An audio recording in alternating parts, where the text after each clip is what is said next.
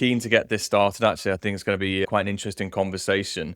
Can you start first by giving a bit of background about who you are and what you do to help e-commerce brands grow? Yeah, sure. So my name's Willis. I'm the founder of Ecomm Growth Club.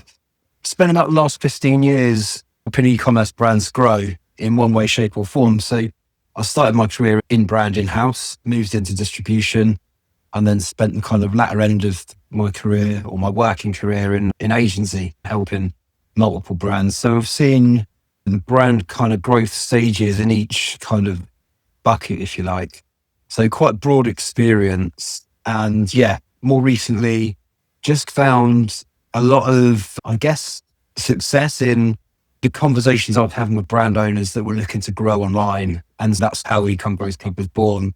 Education seems to be my kind of favorite thing to do, if that makes sense. So going into kind of a consulting role where I'm educating, but also leading strategy as well, just fit really well. So that's where I am at the moment and what I do. Interesting. Thanks for sharing that. So when a brand comes to you and they want to grow into a new market, first of all, what does that conversation look like? What are the first things that they say to you typically out of the gate? Are the headaches? How can I make $1 million is usually the first. How can you grow my sales to 10x? It's usually the first kind of thing that they think about is how do I make more revenue? The conversation then goes into how do we look good? How can you make us really come across well? So there's a little bit of kind of ego. Brands really want to come across well, which is definitely the right thing. And it helps with the kind of conversion element for sure. So there's a lot of kind of, how can you make us look really good? How can you make us sell a lot more? Usually the last thing they tend to think about is the actual kind of logistics of how you set things up to work really well. Obviously Amazon specifically, the algorithm is built around the customer journey. It's not built around how good your store looks or how well your listings are coming across. It's built around how searchable are your listings. If people are clicking on them, are they engaging? And then are they buying? So thinking about those things, and delivery is obviously a massive thing, a massive part of it. Can you get me that product within 24 hours? And can you keep that product available around so that when customers' demand is there, the product's there to be sold? So all of these things are the things that perhaps brands don't really take fully into consideration. So the early conversations are definitely centered around revenue and the actual kind of look and feel of the brand online. On that note then, Anne, do you think if they out of the gate are talking about revenue and growth, which is no surprise there, do you think that sometimes the logistics is almost probably, I wouldn't say an afterthought, but maybe they don't pay as much attention as they should to that side of the business, and perhaps they start the conversation with you about listings and how you look and things like this. But what do you think about that? I think it's the most, in my experience, I think it's the most overlooked element of being successful on Amazon, because Amazon sent us so heavily on two parts of this journey. So the first part is stock availability. Going out of stock of a good selling product is single-handedly the quickest way to ruin any sales rank and traction that you've built up. If you go out of stock for a week or more, you essentially throw away all the efforts that you've put into building the traction up on the product. It's huge. It's hugely underrated. And then the second part is being able to deliver that product quickly when it is available. You get so much more of an algorithm boost if you've got a Prime badge, basically, which guarantees that you can get the product within 24 hours, I think, or next day. So those two elements are like super, super important. Perhaps not the most important, but definitely the most overlooked. Like people don't, or brands certainly don't understand the detriment of running out of stock and how badly that can affect sales. So perhaps, do you think, and this is going to sound like a leading question, but so do you think in that respect then that they don't consider the repercussions of a stock out of a particular item from the customer's side and the damage that would have, right? Rather than, are they probably coming at it from an internal angle of, oh, we're out of stock, therefore we just need to reorder? Yeah, totally. Yeah. And it's a risk thing. Normally, it's normally a risk thing, especially if you've got a seasonal product. Like, it's super tricky because you don't really know how well you're going to sell a product. You put a product up and it flies off the shelf. You've got a problem. Great, that product's sold really well, but now you're going to run out of stock and you're not going to get stock in quick enough. So that kind of traction's almost wasted. Obviously, the flip to that is you order too much stock and it doesn't go as well as you expected. And then all of a sudden, you're sat on all this stock, you have to reduce it and push it. And it is a real problem. So I think one of the conversations I have up front with the majority of the brands I work with is forecasting is critical. There's no better way. Give yourself a really good understanding of how much you should sell and therefore how much stock you should have in and when you should order more. So if I work with a lot of brands that kind of just schedule the deliveries and schedule their stock orders. So if one product falls out of stock and then it's like, that's not coming in for another 2 months, it's on this container and it's a problem. It is a problem because that product comes back into stock. You won't see the sales velocity to the levels that you've had when it went out of stock. It takes months sometimes. And obviously if you're selling seasonal products, like if it's a gift product or something, then it's really tricky to get that traction back. Yeah, I suppose there's a window in that respect to capture that order. Do you think there's also a window around the attention of the actual buyer when we make a decision, I want to buy this particular product? If it's not there at that particular time for us to purchase it, is it difficult to recapture that momentum, I guess? Almost impossible, I'd say, because nobody's going on Amazon with the intent to buy something and then being happy to wait a month or whatever. Sometimes you can add in when the stock's going to become available again, and sometimes that can help. But still, the majority, we've evolved, like humans have evolved into this. Everything's instant now, isn't it? Everything's instant. So if you can't buy something and it doesn't arrive tomorrow, then there's a good chance you're going to lose that. You're going to lose that sale. We've also seen companies, importers, brands overstock or carry buffer stock. So they outlay more on inventory because it's more of a forecasting challenge, actually. So because the forecasting itself can be a task in itself, they tend to overorder and carry more inventory. But then that also comes with a cost, right? There are repercussions to overstocking, carrying too much inventory, whether that's Amazon charging them, it could be a third-party warehouse, right, charging them more as well. And ultimately, you devalue the products, because what happens is if it's a set of headphones and the headphones retail at £100, and then you come to the end of if we talk about Christmas, because obviously that's a good season for, you get to kind of January and you're still massively overstocked. You're going to have to reduce the only real way to get rid of them is either put more advertising budget behind them or reduce the cost, or a combination of the two. Yeah. So again, whilst overstock from an Amazon perspective is more favorable than being understocked, from a business perspective, you'd definitely rather sell out than be sat on a load of stock. So the key really is just to really find that balance. If you can have the best ways that I've seen this working, and it is tricky, especially when you're getting containers shipped in from China, because we all know like delays and things that can happen, and you can't always be 100% sure of when the stock's going to land and all the rest of it. But the best businesses that I've seen that operate in the space forecast like meticulously for the whole year, and they understand exactly when the stock's kind of coming in, and they've got all their ordering process all done, and it's ready for the whole year. And then if you do end up in a situation where you're overstocked, you can cancel the order if you've forecast well enough and you've got enough time to do that. So it's not easy. And to be perfectly honest, it's from a brand perspective, it's not a bad problem to have. If you're selling out your product, there's clearly demand for it. True. But to maintain momentum and keep that sales velocity of product is massive. Yeah.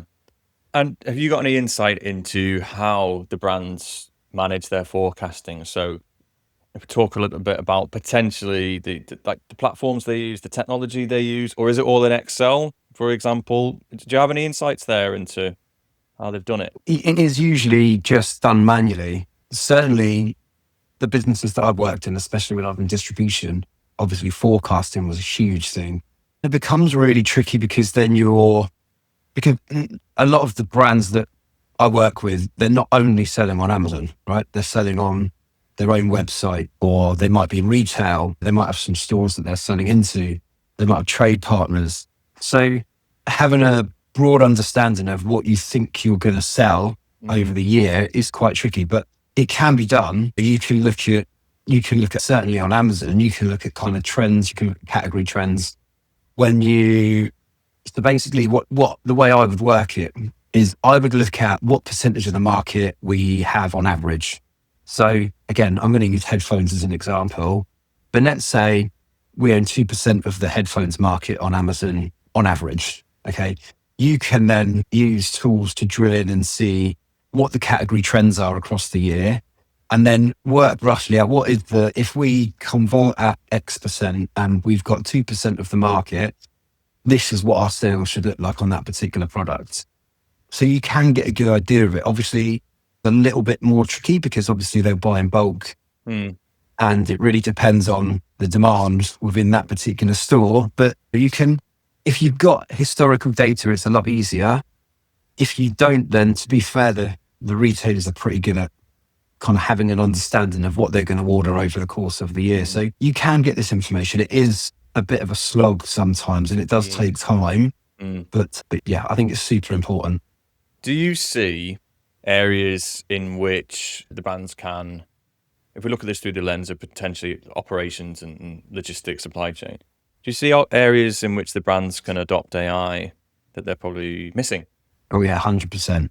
Okay. Yeah, the power of AI is that if you've got information in the system, AI will pull that information for you instantly. So just going on what I just said there about headphones, looking at category trends, looking at retail sales. If you're doing that manually, for one product, that's probably going to take you 30 to 40 minutes. If you've got 200 products, that's a big piece of work. If you hold all that information, or you've got access to download that information, and you can plug all that into a system that's powered by AI will deliver that for you instantly. It just needs to be trained properly or whatever, but that's going to save a huge amount of time. So yeah, certainly AI to help with product forecasting, I think will probably be one of the biggest game changers for e-commerce brands in the future. Do you see them, and do you see the adoption of it with some of the brands that you've worked with, or is there a pushback against it? Like, what's the sort of the temperature check for this sort of stuff?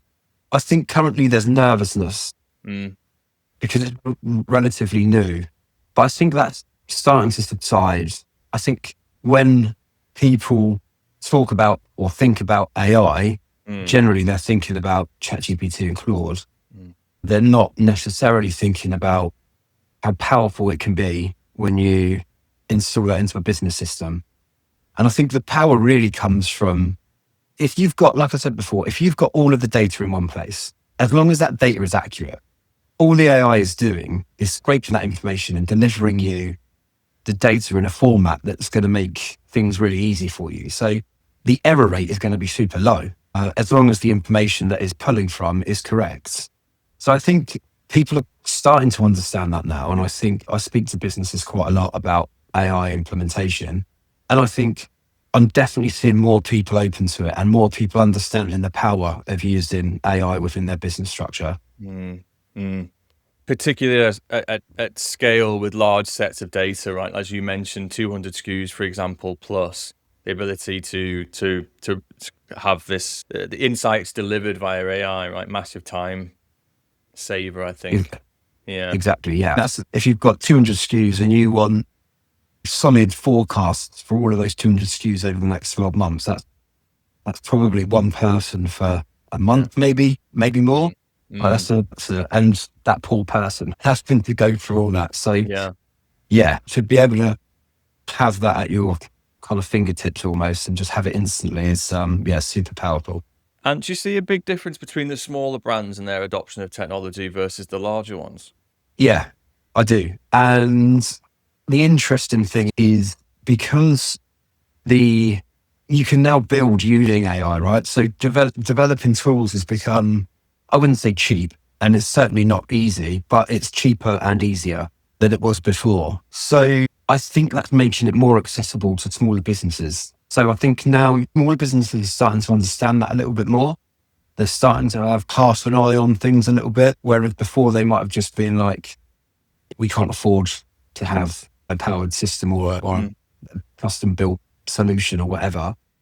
Whereas now they're thinking, well, hang on, this could be a reality because due to the power of AI itself, it's making the kind of creation of these tools easier. So I think it is becoming more accessible. And I think you will see a trend of smaller businesses start to implement AI into their infrastructure.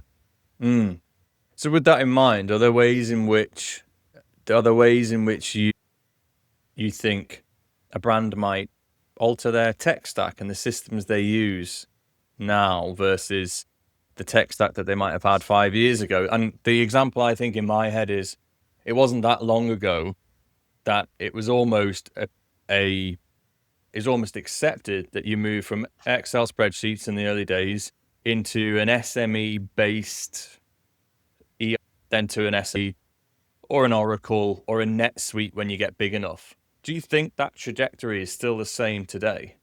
Yeah, I think it is. But I think it could change over time.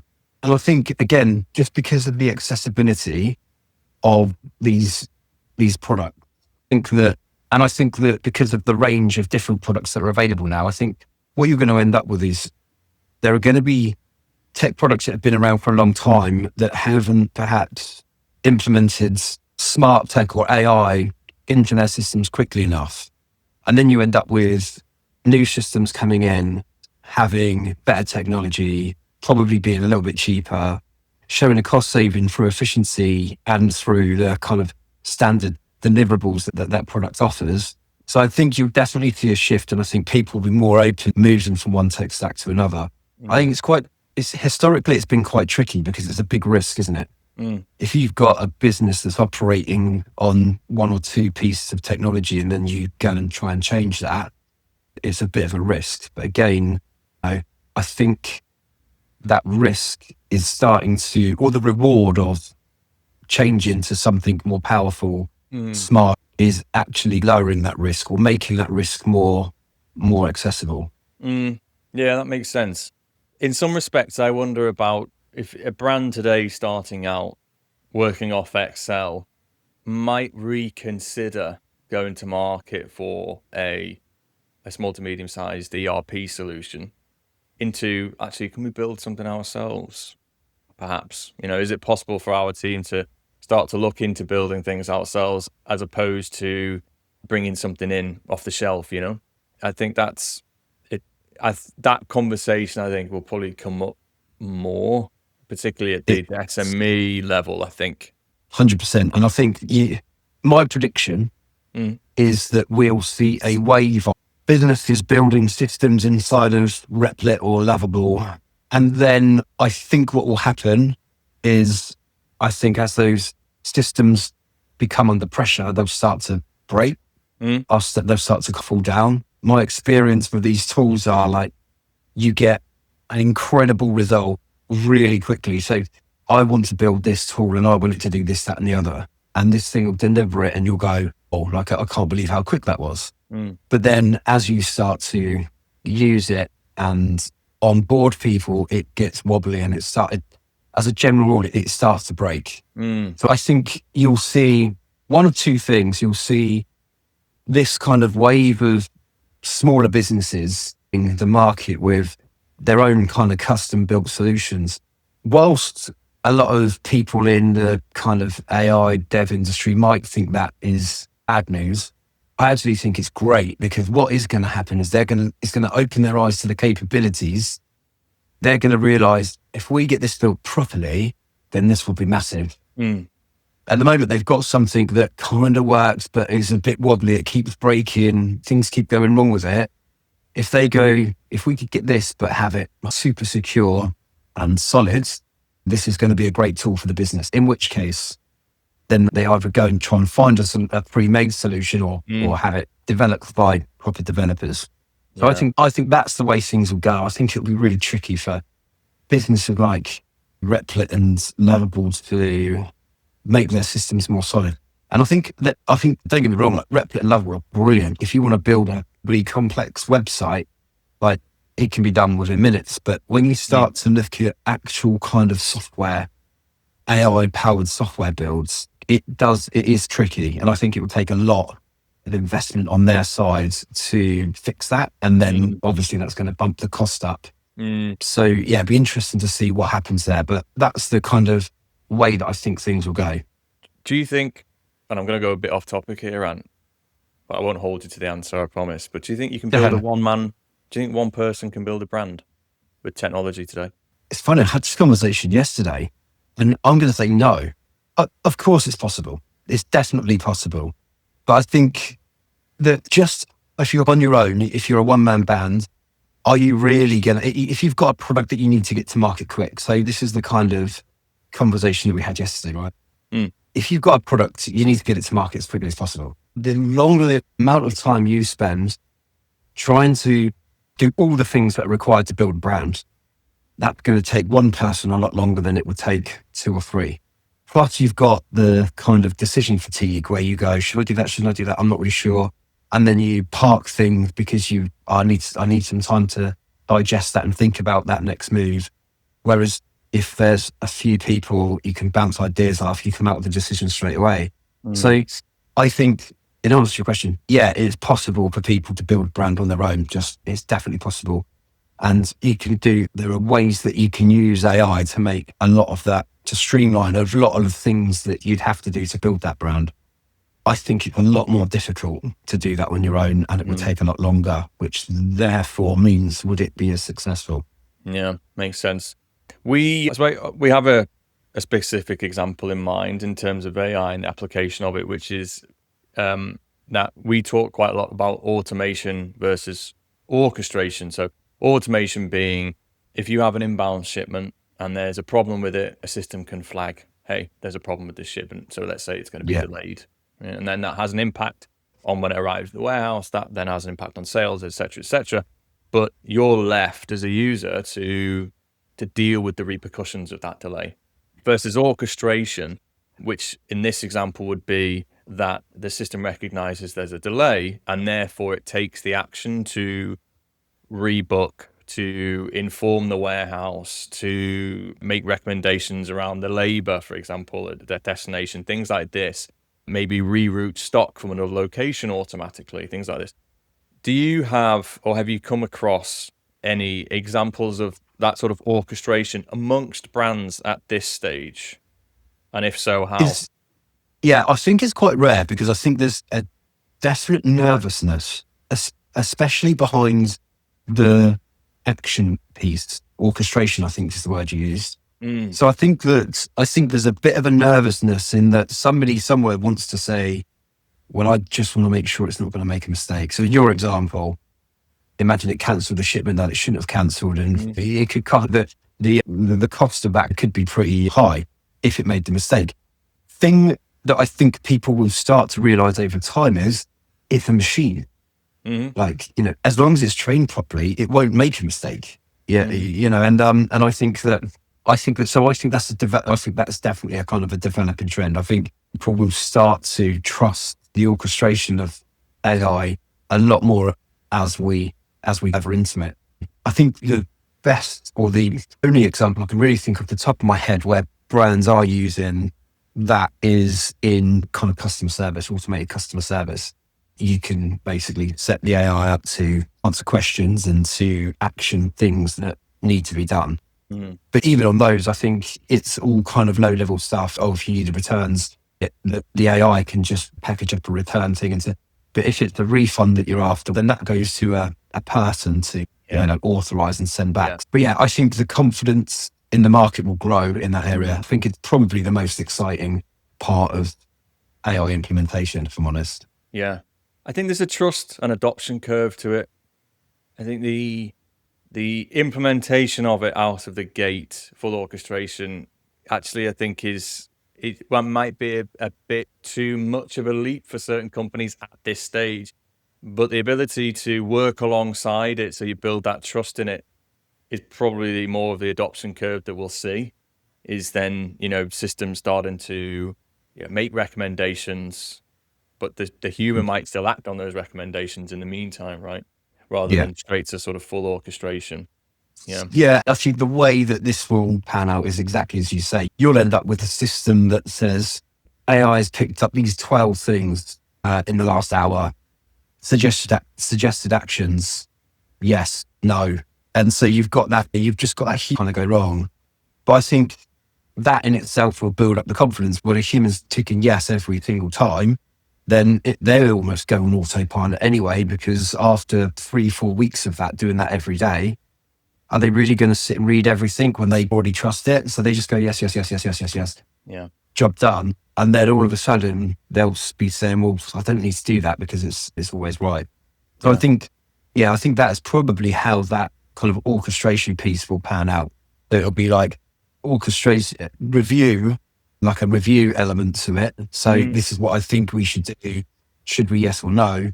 And then I think it'll move straight into actually just doing the thing and then reporting back on what's done. Yeah. Yeah. Makes sense. And we're just about coming to time here. As we wrap it up, would you let everybody know how they can reach you, where they can find you if they want to speak to you? Yeah, sure. I'm on LinkedIn, just under Anthony Willis on LinkedIn, trying to increase my LinkedIn activity, which is difficult because you've got to be consistent and it's tricky to find the time. But my email address is ant@ecommgrowthclub.com.